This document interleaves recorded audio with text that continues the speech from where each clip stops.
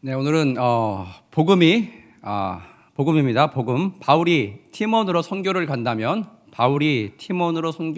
간다면이라는 제목으로 하나님 말씀 전하도록 하겠습니다. 오늘은 종료주일입니다. 예수님께서 예루살렘에 입성한 날입니다.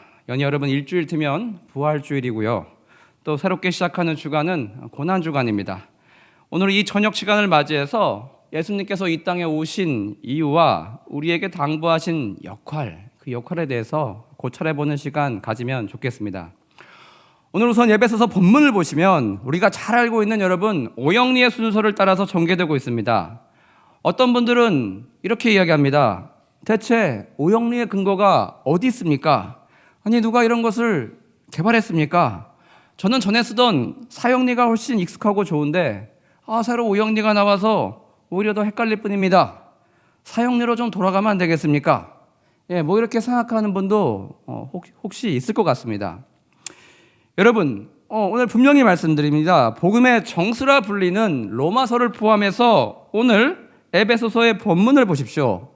오영리는 역사상 가장 위대한 전도자였던 사도 바울이요. 그 자신이 복음을 전할 때 그가 썼던 내용의 뼈대, 근간을 이루고 있었다는 것입니다. 따라서 여러분 오영리의 오리진, 즉 기원이 어디 있느냐라고 누가 묻는다면 사도 바울에게 있습니다라고 이야기해 주십시오. 여러분 오늘 제목과 같이 만일 바울 선생이 이 복음으로 완벽하게 무장된 바울 선생이 우리 선교팀에 지원하게 되었다면 어떻겠습니까? 마을회관에 가서 많은 사람들을 불러 모아놓고 바울 선생에게 예수님에 대해서 한번 증거해 주십시오 라고 했다면 그는 분명히 오늘 저와 여러분이 같이 읽은 이 에베소 본문과 같은 그 순서로 예수님에 대해서 이야기를 했을 것입니다. 여러분 바울이 전하는 오영리 한번 살펴봅시다. 2절 한번 보십시오. 2절 오영리의 첫 번째 원리, 죄죽 40령 중에 죄에 해당하는 부분이 나옵니다. 그때 너희는 그 가운데서 행하여 이 세상 풍조를 따르고 공중의 권세 잡은 자를 따랐으니 곧 지금 불순종의 아들들 가운데서 역사하는 영이라. 즉 여러분 하나님을 따라 사는 것이 아니라 하나님의 영에 감동되어서 사는 존재가 아니라 악한 마귀가 이끄는 그 삶, 그 죄악 아래서 우리가 살고 있다라고 하고 있습니다. 3절 보십시오. 연이어 죽입니다. 3절 전에는 우리도 다 그 가운데서 우리 육체의 욕심을 따라 지내며 육체와 마음에 원하는 것을 하여 다른이들과 같이 본질상 진노의 자녀이었더니, 여러분 여기서 본질상 진노의 자녀, 이 받을 진노는 무엇이겠습니까? 이 진노란 영원한 파멸, 영원한 죽음을 뜻합니다. 죽음. 4절 보시면 그럼에도 불구하고 하나님의 사랑이 등장하고 있습니다. 국률이 풍성하신 하나님이 우리를 사랑하신 그 큰 사랑으로 인하여 하나님께서 우리를 포기치 않으시고 우리가 죄악 가운데 둥글고 있음에도 불구하고 여전히 우리를 사랑하셨대요. 어떻게 사랑하셨대요? 5절 보십시다. 5절 십자가입니다. 10. 허물로 죽은 우리를 그리스도와 함께 살리셨고 너희는 은혜로 구원을 받은 것이라. 그리스도의 십자가로 인하여서 우리는 영생을 누리게 되었다. 새로운 생명을 얻게 되었다. 즉 그리스도를 선물로 내어주심으로 그와 함께 우리가 살 수 있게 해주셨다라고 이야기하고 있어요. 6절 보시면 영생입니다. 또 함께 일으키사 그리스도 예수 안에서 함께 하늘에 앉히시니. 결론적으로 여러분 영원한 삶을 우리가 저 천국에서 하나님 아버지와 함께 누릴 수 있게 그렇게 해주셨다, 이렇게 이야기하고 있습니다. 여러분 오영리가 다 끝나고 7절 보시면 이 오영리 복음의 선물이 영원히 전달되어질 수 있도록 해서 다가오는 모든 세대가 듣고 믿음으로 반응함으로 하나님이 지극히 풍성하신 이 은혜를 모두가 받아 누릴 수 있게 하기 위함이다 라고 바울은 선포하고 있어요. 7절 보시면 이는 그리스도 예수 안에서 우리에게 자비하심으로써 그 은혜의 지극히 풍성함을 오는 여러 세대에 나타내려 하심이라. 여러분 8절이 오늘 핵심 구절이라 할 수 있겠습니다. 8절 보시면 너희는 그 은혜에 의하여 믿음으로 말미암아 구원을 받았으니 이것은 너희에게서 난 것이 아니요 하나님의 선물이라. 하나님의 선물이라. 여기서 말하는 하나님의 선물은 여러분 무엇이겠습니까? 저와 여러분이 믿는 우리 구주 예수 그리스도를 뜻하고 있습니다.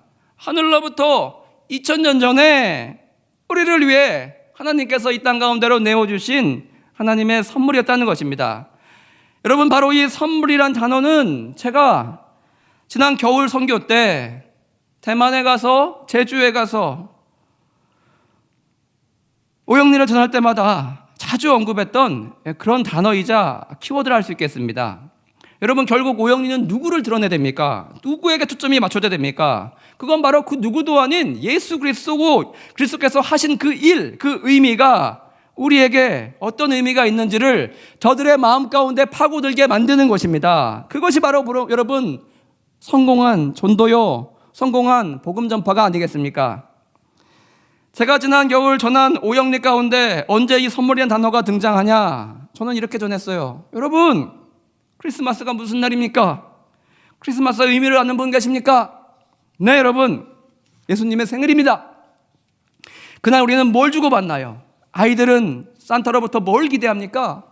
모든 아이들 선물을 받기를 기대하고 있습니다. 또 사랑하는 연인들은 서로 선물을 주고받습니다. 근데 여러분 그건 진짜 크리스마스의 의미가 아니라는 것입니다. 진정한 이날의 의미는 보이지 않는 선물이 하늘로부터 이 땅 가운데 도착했다는 거예요. 그런데 여러분 그 선물이 우리 눈에 보이지 않으니까 그 눈에 보이지 않는 선물이 우리에게 전달되었다는 것을 기념하기 위해서 서로 눈에 보이는 선물을 주고 받는 것입니다. 그래서 그날에 이 땅에 도착한 영적인 선물, 그 의미에 대해서 깊이 묵상해 보라는 것입니다. 내일은요 우리 예수 그리스도의 탄생일이자 생일입니다. 하늘 보좌 우편에 앉아 계셨던 예수께서 인간의 몸을 입고 아기로 이 세상 가운데 오신 날입니다. 왜 예수님을 이 땅 가운데 선물로 주셨냐? 아담이 선악과를 먹었어요. 그 죄악이 후손에게 유전되어서 원죄로부터 또 각 개개인이 스스로 선택해서 마음의 유혹을 이기지 못하고 악한 마귀의 그 꼬임에 넘어가서 스스로 매일매일 짓고 있는 모든 자범죄들, 그 모든 인류의 죄악들을 다 끌어안고 대신 죽임을 당한 희생제물이 필요했기 때문이란 것입니다. 여러분이 죄악으로 생겨난 문제, 단절, 그것들을 복귀시키기 위해서, 그를 복구하기 위해서 이런 선물을 내어 주셨다는 거예요. 여러분 어떤 문제와 어떤 단절이 생겼습니까? 첫째로 여러분 아담이에 태어난 모든 인류는요 죄가 유전된 채로 태어나게 됩니다. 무슨 뜻이냐? 하나님 아버지에 대한 기억이 말소되고 삭제된 채로 이 세상 가운데 던져지게 된다는 것입니다. 둘째로 여러분 본래 하나님 아버지와 같이 영원히 죽지 않고 영원히 살 수 있던 그 인간이 죄악으로 인하여서 이제 병들고 늙어서 죽는 시간에 묶임받는 유한한 존재로 바뀌게 되었다는 것입니다. 이 모든 죄를 안고 태어난 인류는 어디서 왔는지 모르고 살다가 죄의 아비 마귀가 만들어 놓은 가짜 우상들, 신들에게 미혹되어서 저들을 의지하고 그렇게 저들을 섬기다가 결국 하나님을 발견하지 못하고 마귀가 지배하고 이끄는 지옥으로 끌려 들어가서 여러분 영벌을 받는 처참한 운명에 처하게 되었다는 것입니다. 저는 마을에 가나 계신 지극히 나이가 많으신 어르신분들께 이렇게 묻습니다. 자식이 잘못되었으면 부모로서 어떻게 하시겠습니까? 맨날 말썽 피우고 그렇게 말을 안 듣더니 잘 됐구나. 여러분 그러면서 자식을 버리시겠냐고요? 아니면 여러분에게 능력이 있다면 무슨 수를 써서라도 건져내고 살려내야겠다 그런 결심을 하겠냐고 여쭤봤습니다. 그러면 여러분 대부분 이렇게 얘기합니다. 당연히 살려내야지. 이렇게 대답하세요. 그 대답을 할 때 저는 예수님을 증거해요. 하나님께서 이 모든 죄를 다 닦아내고 죄의 본질적인 모든 문제를 해결하기 위해서 예수님을 이 땅 가운데 내어 주셨다라고 그렇게 말씀을 드린다는 것입니다. 여러분이 모든 죄를 다 끌어안고 한 번의 제사로 끝내려 하니까 희생제물이 얼마나 커야 되겠습니까? 공룡으로 되겠습니까? 맘모스로 되겠습니까? 그런 큰 동물로 안 된다는 거예요. 연이어 아담께 지은 하나님께 지은 아담의 그 원죄까지 다 끌어안고 모든 것을 다 해결하는 그런 제물이 필요하다면 인간적인 요소만으로는 안 된다는 것입니다. 동물적인 요소로만은 결코 안 된다는 거예요. 이 제사를 위해서는요, 보통 제물이 아닌 신적인 제물이 필요하다는 것입니다. 따라서 하나님께서 정하신 죄를 사하는 피해 제사법이 진행되어야 할 텐데, 여기 희생 제물을 쓰기 위해서 신적인 제물은 그 예수님을 하나님께서 이 세상 가운데 선물로 내어주셨다라고 그렇게 설명드렸어요. 아마도 하나님께서 하늘나라에서 출발하기 전에 예수님께 이렇게 말씀하셨을 것 같습니다. 얘야, 내가 내려가서 이 모든 문제를 다 해결하고 오렴. 이렇게 신신당부했을 것 같아요. 이에 순종하고 아기로 태어나 이 땅 가운데 오신 예수님께서 아무런 죄도 짓지 않으신 이가 인류의 모든 죄악을 대신 끌어안으시고 그렇게 인류의 모든 죄를 감당하심으로 십자가에 희생제물이 되셔서 속죄의 피를 흘리시며 돌아가신 거다라고 그렇게 말씀해 드렸습니다. 그 피로 인하여서 우리의 죄는 다 닦임받고 사함받고 잊혀진 바 되고 우리의 모든 죄가 해결되었으므로 다시 하나님 앞에 설 수 있는 능력이, 담대함이 우리에게 주어진다, 그렇게 말씀드렸습니다. 또 연이 이렇게 말씀드렸어요. 산타클로스가 겨울에 추워서 좀 더워 보이려고 빨간색 옷을, 무슨 빨간색 내복 입듯이 빨간색 모자와 옷을 입고 있는 것이 아니고, 그 산타가 의미하는 바는 바로 우리 하나님 아버지시고, 그 빨간색은 우리를 위해 흘려주신 예수님의 피를 의미하고 있는 것이다라고 말씀드렸습니다. 연이어 크리스마스 트리를 생각해보라 말씀드렸어요. 인간에게도요, 봄, 여름, 가을, 겨울이 있어요. 생로병사와 같이 결국 그렇게 죽게 된다는 것입니다. 나무도 보면 푸르고 푸르던 잎들이 여러분 가을을 거쳐서 노란색으로 빨간색으로 물들더니 결국 겨울이 되면 말라 비틀어져서 바닥에 모두 떨어져 버립니다. 그 앙상하게 가지만 남은 나무를 보면은 모두 죽어있는 그런 상태처럼 보인다는 것입니다. 그런데 여러분, 유독 크리스마스 트리를 사용하는 상록수들은 겨울인데도 여름과 같이 똑같습니다. 푸르고 풍성한 잎을 그대로 지니고 있다는 거예요. 왜 그런지 아냐고, 왜 그런지 생각해 봤냐고 말씀드렸어요. 그것은 바로 여러분, 그 나무에 달린 빨간색 공들 때문이라고. 그것이 의미하는 것은 예수님께서 우리를 위해 흘려주신 예수 그리스도의 보혈의 핏방울들, 그 핏방울들, 그것들을 형상하고 있는 거라고 그렇게 말씀드렸습니다. 그 피를 내서 마땅히 겨울이 되면 말라 죽어야 될 우리가 푸르고 푸른 생명을 유지하고 있는 그 비밀이라고, 그 은혜를 입은 거라고 그렇게 말씀드렸어요.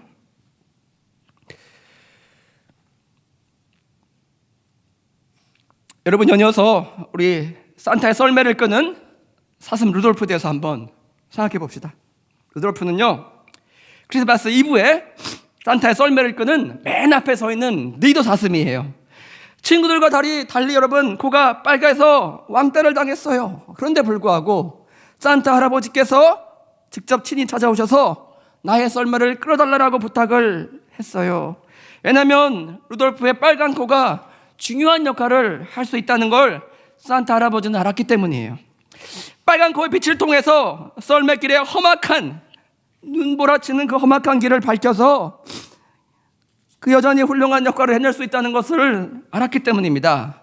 근데 여러분, 그 이야기에는 가슴 아픈 실화가 깃들어 있다는 거예요. 이 동화같이 들리는 이 이야기 뒤에는 실화가, 배경이 있다는 것입니다.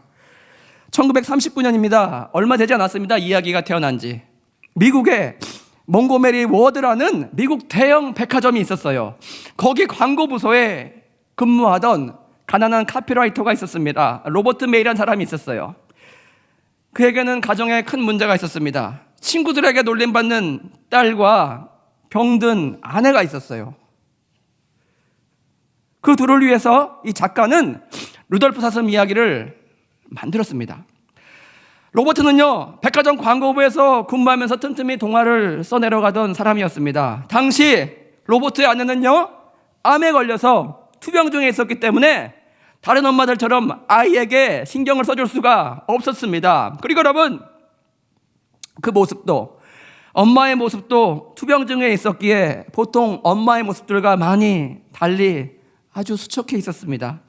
어린 딸이 생각하기에는 자신과 잘 놀아주지도 못하고 아프기만 한 엄마의 싫은 그런 모습이었습니다. 어느 날 딸이 밖에 나가서 놀고 있는데 친구들이 아픈 엄마를 놀린다면서 펑펑 울면서 하루는 딸이 돌아왔어요. 그런 엄마가 너무너무 싫다면서 울면서 들어왔습니다. 그때 로버트가 딸에게 들려준 그 이야기가 바로 루돌프 사슴꾼 이야기입니다. 루돌프 코가 빨간색이어서 다른 사슴들과 다른 외모 때문에 외톨이로 지낸 바로 그 이야기 말입니다. 오히려 빛나는 빨간 코 덕분에 산타 할아버지의 부탁을 받게 됩니다. 전 세계 아이들에게 선물을 전하러 다니지 않게 되지 않았냐라고 그렇게 이야기해 주었습니다. 엄마는 지금 몸이 많이 아파서 우리하고 좀 다르지만 다른 사람을 외모로 판단해서는 안 된다는 이야기를 들려주었대요. 로버트는 자신의 어린 시절을 떠올리면서 자전적인 이야기를 동화로 각색해서 가엾은 딸을 위해서 그렇게 위로해 주었습니다. 남들과 다른 것은 나쁜 게 아니라 특별한 것이고 누구나 소중한 가치를 지니고 있단다. 얘야, 이렇게 딸을 위로했다고 합니다. 이 이야기를 듣고 딸은요, 엄마에 대한 생각이 달라졌대요. 그리고 로버트는 자신이 만든 이야기를 소책자로, 작은 책자로 만들어서 백화점 이미지와 함께 고객들에게 나누어주기 시작했다고 합니다. 그러면서 여러분, 이 이야기가, 루돌프 사슴꾼 이야기가 전 세계로, 시카고뿐만 아니라 미국과 전 세계 모든 아이들에게 사랑받는 그런 이야기로 어필되면서 아주 큰 성공을 거두었다고 합니다. 이때부터 여러분, 크리스마스 하면요, 산타뿐만 아니라 그 앞에서 맨 앞에서 달리는 루돌프가 바로 생각나게 되었습니다. 여기서 한번 우리가 생각해 볼 것이 있습니다. 여러분, 루돌프는 왜 코가 그렇게 빨갰을까요?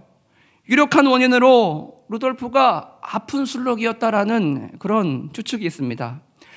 술록의 코 구조는요, 몸의 체온과 수분을 유지시켜주는 그런 기능을 합니다. 그러나 여러분, 늘 축축히 젖어 있어야 되니까 호흡기를 통해서 세균에 쉽게 감염될 수 있는 그런 안 좋은 점도 있다고 합니다. 즉, 루돌프는요, 기생충이 감염되어서 피부 질환을 앓고 있었을 가능성이 아주 큰 그런 사슴이었을 가능성이 크다고 합니다. 그럼에도 불구하고 썰매를 끄는 9번째 술록으로 채택이 되고 맨 앞에 서서 산타의 선물을 싣고 썰매를 끄는 그런 사슴으로 쓰임받게 되었다는 것입니다. 여기서 여러분, 루돌프의 존재는 우리 죄악으로 인하여서 병들고 죽게 된 인간이 하나님의 복음 전파, 즉 하나님 선물 전하는 일에 쓰임받게 되는 위대한 인생 역전을 맛보는 상징이라 할 수 있습니다.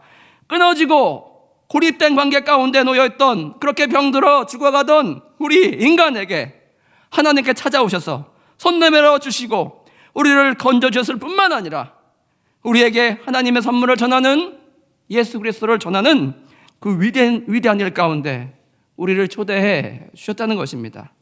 오늘 10절의 내용이 이와 부합합니다. 10절 보시면, 우리는 그가 만드신 바라 그리스도 예수 안에서 선한을 위하여 지으심 받은 자니 이 일은 하나님이 전에 예비하사 우리로 그 가운데 행하게 하려 하심이니라.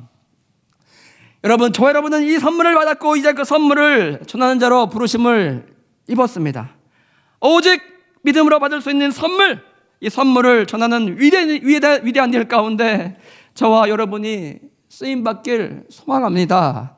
밤하늘에 반짝이는 별과 같이 많은 사람들을 옳은 대로 돌아오게 만드는 저와 여러분 되시길 소망합니다. 누군가 우리에게 우리가 믿는 바 소망을 물었을 때 이렇게 사도 바울이 증거했던 것과 똑같이 그의 말씀을 참고하여서 자신 있게 저와 여러분이 믿는 바를 전할 수 있는 저와 여러분 되시길 주님의 이름으로 축원드립니다. 다 같이 찬양하시겠습니다.